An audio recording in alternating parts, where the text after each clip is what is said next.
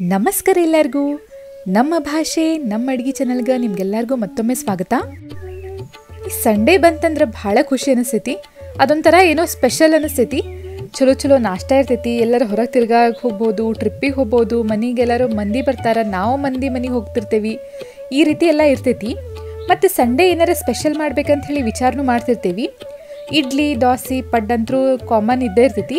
ಇವತ್ತು ನಾನು ನಿಮಗೆ ಮಸ್ತ್ ಒಂದು ನಾಷ್ಟ ರೆಸಿಪಿ ತೊಗೊಂಡು ಬಂದೀನಿ. ಇದ್ರ ರುಚಿ ಅಂತೂ ಕೇಳಕ್ಕೆ ಹೋಗ್ಬೇಡ್ರಿ, ನೀವು ಮಾಡಿ ನೋಡ್ರಿ. ಮಂದಿ ಎಲ್ಲ ಇಷ್ಟಪಟ್ಟು ತಿಂತಾರೆ. ಮತ್ತು ಆರೋಗ್ಯಕ್ಕೂ ಭಾಳ ಒಳ್ಳೇದು. ಭಾಳಷ್ಟು ತರಕಾರಿ ಹಾಕಿ ಇದನ್ನು ಮಾಡಾಕತ್ತೀವಿ ನಾವು.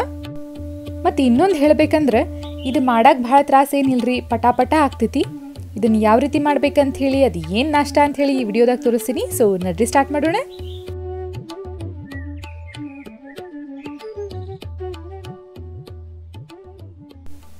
ಮೊದಲಿಗೆ ತೆಂಗಿನ ಹಾಲಿಂದ ಚಾಲು ಮಾಡೋಣ. ನಾವು ತೆಂಗಿನ ಹಾಲು ತಕ್ಕೋಬೇಕಾಗ್ತೈತಿ. ಒಂದು ಇಡೀ ತೆಂಗಿನಕಾಯಿನ ತೊಗೊಂಡೇನ್ರಿ. 2-3 ಮಂದಿಗೆ ಆಗೋಷ್ಟು ಆಗ್ತೈತಿ. ನೀವು ಜಾಸ್ತಿ ಮಂದಿ ಇದ್ರಂದ್ರೆ ಇನ್ನೊಂದು ಕಾಯಿನೂ ತೊಗೊಂಬಿಡ್ರಿ. ತೆಂಗಿನ ಹಾಲು ಒಳಗೆ ಭಾಳಷ್ಟು ಪೋಷಕಾಂಶಗಳು ಇರ್ತೈತಿ, ಚಲೋ ಫ್ಯಾಟ್ ಇರ್ತೈತಿ, ಭಾಳ ಬೆಸ್ಟ್ ರೀ ಅದ.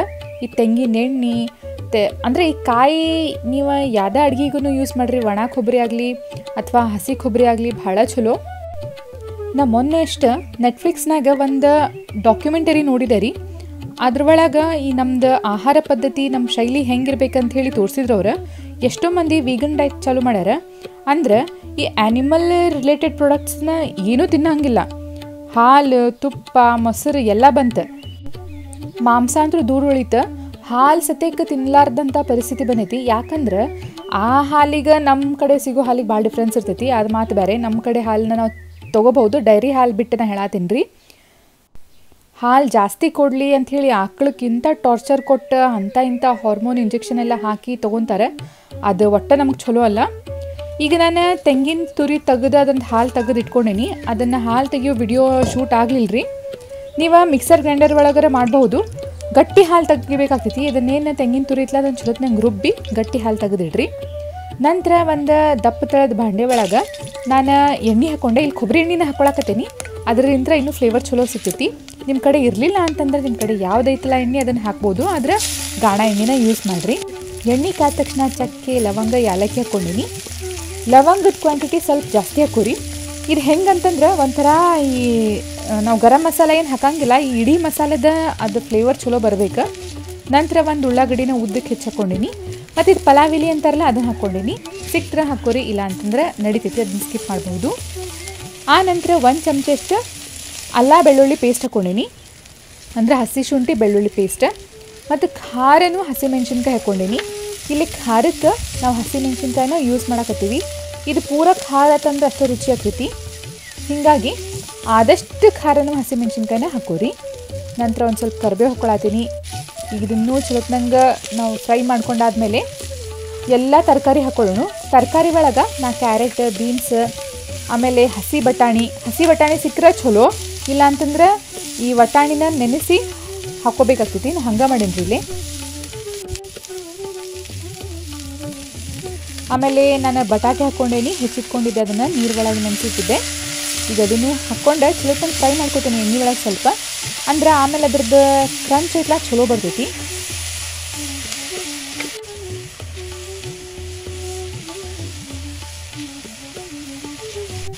ನಾ ಆಗಲ್ಲ ಏನು ಹೇಳತ್ತಿದ್ದೆ, ಈ ವೀಗನ್ ಡಯಟ್ ಬಗ್ಗೆ ಹೇಳತ್ತಿದ್ದೆ. ನಮಗೇನು ಚಿಂತಿಲ್ರಿ. ಯಾಕಂದ್ರೆ ನಾವು ಗೌಳ್ಯಾರ ಕಡೆ ಅದು ಹಾಲು ತೊಗೊತೀವಿ. ಅವರು ಆಕಳನ್ನು ದೇವ್ರ ರೂಪದಾಗ ಪೂಜಿಸ್ತಾರೆ. ಆ ರೀತಿ ಕ್ರೌರವಾಗಿ ಅದನ್ನು ವರ್ತಿಸಿ ಅದ್ರದ್ದು ಹಾಲೆಲ್ಲ ತೆಗಿಯಂಗಿಲ್ಲ. ಹೀಗಾಗಿ ನಾವು ಸೇಫ್.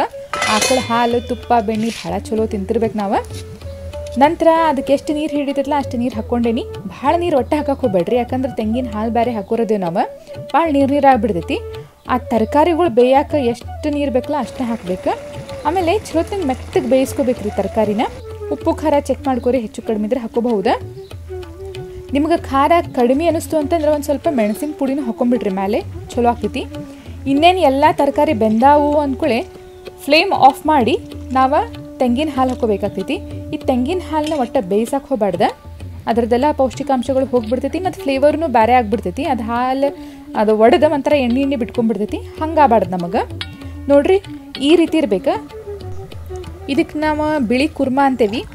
ಹೇಳಬೇಕಂದ್ರೆ ನಮ್ಮ ಫ್ರೆಂಡ್ ಒಬ್ಬಾಕಿ ಕೇರಳ ಸೈಡ್ ರೀ, ಆಕೆ ಕಲ್ಸ್ಕೊಟ್ಟಿದ್ಲು ನನಗೆ ಈ ರೆಸಿಪಿನ. ಆಕೆ ಡಬ್ಬಿಗೆ ಹಗಲೆ ಮುಗ್ಲೆ ತರೋದಕ್ಕೆ ಫುಲ್ ಟೆಂಪ್ಟ್ ಆಗ್ತಿತ್ತು, ಅಷ್ಟು ಚಲೋ ಅನಿಸ್ತಿತ್ತು ನಂಗೆ ತಿನ್ನಕ್ಕೆ. ಕಡಿಗೆ ಕೇಳಬಿಟ್ಟೆ ರೆಸಿಪಿ. ನಂತರ ಈಗ ಅಕ್ಕಿ ಶಾವ್ಗೆ ಮಾಡೋಕತ್ತೀವಿ ನಾವು, ಅದಕ್ಕೆ ಇಡಿಯಪ್ಪಮ್ ಅಂತಾರೆ ಅವ್ರ ಸೈಡ್. ಅದಕ್ಕೆ ಒಂದು ಬಾಂಡೆ ಒಳಗೆ ನೀರು ಹಾಕ್ಕೊಂಡು ಅದಕ್ಕೆ ಸ್ವಲ್ಪ ಎಣ್ಣೆ ಮತ್ತು ಉಪ್ಪು ಹಾಕ್ಕೊಂಡು ಚಲೋ ನಂಗೆ ಕುದ್ಸಕ್ಕೆ ಇಟ್ಕೊಂಡೇನಿ. ನಂತರ ಇಲ್ಲಿ ಅಕ್ಕಿ ಹಿಟ್ಟು ಹಾಕ್ಕೊಳತ್ತೀನಿ. ನಾ ಆಗಲ್ಲೇ ಹೇಳ್ದಂಗೆ 2ರಿಂದ 3 ಮಂದಿಗೆ ಆಗುವಷ್ಟು ನಾನು ಮಾಡ್ಕೊಳತ್ತೇನೆ ರೀ. ಈ ಅಕ್ಕಿ ಶಾವ್ಗಿಲೆ ಈ ಶಾವ್ಗೆ ಉಪ್ಪಿಟ್ಟು ಮಾಡ್ತಾರಲ್ಲ ದಾವಣಗೆರೆ ಸೈಡ್, ಭಾರಿ ರುಚಿ ಆಗ್ತೈತಿ. ಅದೊಂದು ಸತ ಮಾಡಿ ತೋರಿಸ್ತೇನೆ ನಿಮಗೆ. ಈಗ ಸ್ವಲ್ಪ ನೀರು ಹಾಕ್ಕೊಂಡು ಇದನ್ನು ಚಲೋತ್ನಂಗೆ ಮಿಕ್ಸ್ ಮಾಡ್ಕೋಬೇಕು. ನೀರು ಭಾಳ ಬಿಸಿ ಅದಾವ್ರಿ, ಹೀಗಾಗಿ ನಾ ಚಮಚೆಲೆ ಹಗುರ್ಕ ಮಿಕ್ಸ್ ಮಾಡ್ಕೊತ ಬರತ್ತೀನಿ. ಆನಂತರ ಸ್ವಲ್ಪ ತಣ್ಣಗಾದ್ಮೇಲೆ ಕೈಲೇ ಪೂರಾ ನೀಟಂಗೆ ಇದನ್ನು ಹಿಟ್ಟನ್ನು ನಾದಬೇಕು.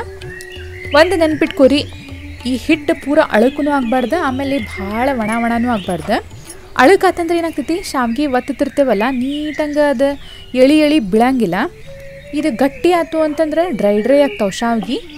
ನಿಮಗೆ ಮಾಡ್ಕೊತ ರೂಢಿ ಆಗ್ತೈತಿ. ಈ ಚಕ್ಲಿ ಹಿಟ್ಟಿರ್ತೈತಲ್ಲ ಆ ಹದಕ್ಕೆ ಬರ್ಬೇಕು ನೋಡ್ರಿ. ಈಗ ನಾನೆಲ್ಲ ಮಿಕ್ಸ್ ಮಾಡ್ಕೋತೀನಿ ನೀಟಂಗೆ. ಆಮೇಲೆ ನಿಮ್ಗೆ ಅನ್ನಿಸ್ತಿರ್ಬೋದು ಈ ಅಕ್ಕಿ ಶಾವ್ಗೆ ಮತ್ತು ಆ ಬಿಳಿ ಕುರ್ಮಾ ಅದೇನು ಒಂಥರ ಸಪ್ಪ ಸಿಹಿ ಅನಿಸ್ತೈತಿ ಅಂತ ಅಂದ್ಕೊಂಡಿರ್ಬೋದು. ಆ ಕುರ್ಮಾ ಮಸ್ತಾಗಿ ತಿಂದು ನೋಡ್ರಿ ಈ ಅಕ್ಕಿ ಶಾವ್ಗೆ ಜೊತೆ ಎಂಥ ರುಚಿ ಆಗ್ತೈತಿ, ಯಪ್ಪ ಭಾರಿ ಇರ್ತೈತದ. ಮಾತ್ರ ಖಾರ ಮಾಡ್ಬೇಕು ನೀವು, ಇದು ಮೆಣಸಿನ್ಕಾಯಿ ಜಾಸ್ತಿ ಹಾಕಿ.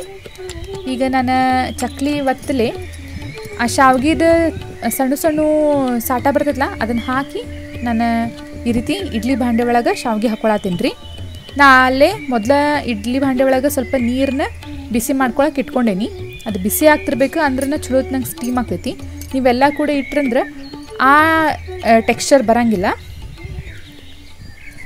ಮತ್ತು ನಾನು ಈ ಇಡ್ಲಿ ಸಾಟಕ್ಕೆ ಸ್ವಲ್ಪ ಎಣ್ಣೆ ಹಾಕಿ ಇಟ್ಕೊಂಡಿದ್ದೆ. ಅಂದರೆ ಇಡ್ಲಿ ನಾವು ಹೆಂಗೆ ಮಾಡ್ತೀವಿ ನೋಡ್ರಿ ಹಂಗೆ ಮಾಡ್ಬೇಕು ನೋಡ್ರಿ. ಈ ರೀತಿ ನೀರು ಕುದೀತಿರ್ಬೇಕಂದ್ರೆ ಚಲೋ ಸ್ಟೀಮ್ ಬರ್ತೈತೆ ನಮಗೆ. ಅಂದರೆ ಇದೇ ಹಬೆ ಒಳಗನೆ ಈ ಅಕ್ಕಿ ಶಾವ್ಗೆ ರೆಡಿ ಆಗಿಬಿಡ್ತಾವೆ. ಒಂದು 10 ನಿಮಿಷ ಮ್ಯಾಕ್ಸಿಮಮ್ ಇಟ್ಕೋಬೇಕು. 6ರಿಂದ 10 ನಿಮಿಷ ಒಳಗೆ ಇದು ರೆಡಿ ಆಗ್ತೈತಿ. ಹೈ ಫ್ಲೇಮ್ನಾಗ ನೀವು ಇದನ್ನು ಬೇಯಿಸ್ಕೊಂಬಿಟ್ರೆ ಬರೋಬ್ಬರಿ ಕಾದೈತಿ. ನಮ್ದು ಇಡಿಯಪ್ಪಮ್ಮ ಅಥವಾ ಅಕ್ಕಿ ಶಾವ್ಗೆ ರೆಡಿ ಆಗ್ಯಾವು. ನಿಮಗೆ ತೋರಿಸ್ತೇನೆ ನಾನು. ಅಂದಂಗೆ ಇದನ್ನು ಬಿಸಿ ಬಿಸಿ ಆದಷ್ಟು ಸರ್ವ್ ಮಾಡಿರಿ, ಭಾಳ ರುಚಿ ಆಗ್ತೈತಿ ತಿನ್ನಾಕ. ನೋಡ್ರಿ ಎಷ್ಟು ಚಂದ ಬಂದಾವು. ಈ ರೀತಿ ಎಳಿ ಇರ್ಬೇಕು ನಿಮ್ದು. ಆಹಾ ಇದನ್ನು ಕುರ್ಮಾ ಜೊತೆ ಹಾಕ್ಕೊಂಡು ತಿಂದರೆ ಹೇಳ್ತೇನೆ ಮಸ್ತ್ ಅಂದ್ರೆ ಮಸ್ತ್ ಆಗ್ತೈತಿ. ಒಂದು 2 ನಿಮಿಷ ತಣ್ಣಗಾಗಿ ಬಿಟ್ಟಾದ್ಮೇಲೆ ಇದನ್ನು ತೆಗೆದ್ರೆ ನೋಡ್ರಿ ಯಾವ ರೀತಿ ಸರಳ ಬಂದು ಒಟ್ಟ ಅಂಟ್ಕೊಂಡಿಲ್ಲ. ಹಿಂಗೆ ಚಮಚಲೆ ತೆಗೆದ ಕೂಡ ಬಿಡ್ತೈತಿ. ನಂದು ಇನ್ನೊಂದು ಸ್ವಲ್ಪ ಶಾವ್ಗೆ ಹಿಟ್ಟು ಉಳಿದೈತಿ, ಅವನು ಇಟ್ಕೊಂಡು ಬೇಯಿಸ್ಕೊಂಡ್ಬಿಡ್ತೀನಿ. ಮತ್ತು ಅಂದಂಗೆ ಇದು ಕೊಬ್ಬರಿ ಹಾಲು ಎಷ್ಟು ಗಟ್ಟಿ ಆಕೈತಲ್ಲ ಅಷ್ಟು ಗಟ್ಟಿ ಮಾಡ್ಕೊರಿ, ಅಂದ್ರೆ ರುಚಿ ಆಗ್ತೈತಿ. ಭಾಳ ನೀರು ಹಂಗೆ ಆಗಬಾರ್ದಿದೆ. ನೋಡಿದ್ರಲ್ಲ ಈ ಇಡಿಯಪ್ಪ ಮತ್ತು ಅಕ್ಕಿ ಶಾವ್ಗೆ ಮತ್ತು ಕುರ್ಮಾ ಯಾವ ರೀತಿ ಮಾಡ್ಬೇಕಂತ ಹೇಳಿ ನೀವು ಟ್ರೈ ಮಾಡಿ ನೋಡಿರಿ, ನಿಮ್ಗೆ ಇಷ್ಟ ಆಗ್ತೈತಿ. ಮತ್ತು ನಮ್ಮ ಕಮೆಂಟ್ ಸೆಕ್ಷನ್ ಒಳಗೂ ಹೇಳ್ರಿ. ಮತ್ತು ನಮ್ಮ ಚಾನಲ್ಗೆ ಹೊಸ ಮೇಲೆ ಸಬ್ಸ್ಕ್ರೈಬ್ ಮಾಡಿರಿ. ಹಂಗೆ ಈ ವಿಡಿಯೋ ಸೇರ್ತಂದ್ರೆ ಲೈಕ್ ಮಾಡಿರಿ.